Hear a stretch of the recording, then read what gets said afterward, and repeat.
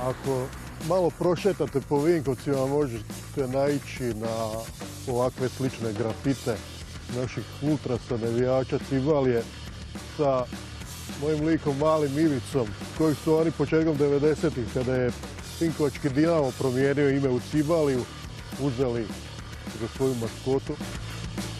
Oni su to svojevoljno napravili, nisam ni znao, nego sam došao na jednu utakmicu i vidio transparent. Učinilo im se prirodnim da to bude baš Mali Ivica koji je Vinkovčanin, po naravi malo zločest, nestašan, radi razne nepodopštine.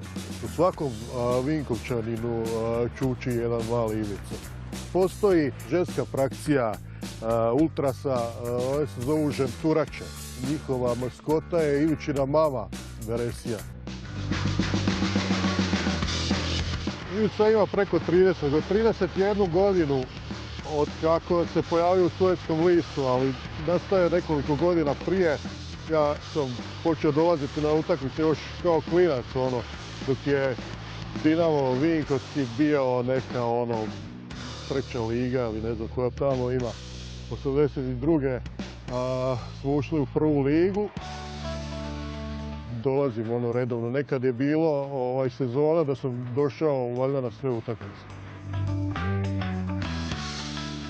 Što se tiče grafita, pa nema ih puno, nekoliko, ali uglavnom je riječ o predlošcima koje sam radio određenim osobama ultrasima za tetovaže.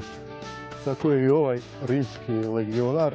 Ovo je najveći mural, najveći grafit ultrasa u gradu.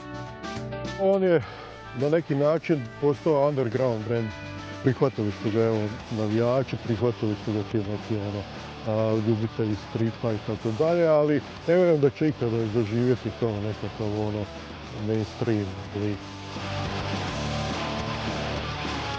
Ovo je predsjednik posmrtne pripomoći, gospodin Steve Gaun, zvani Stjepan.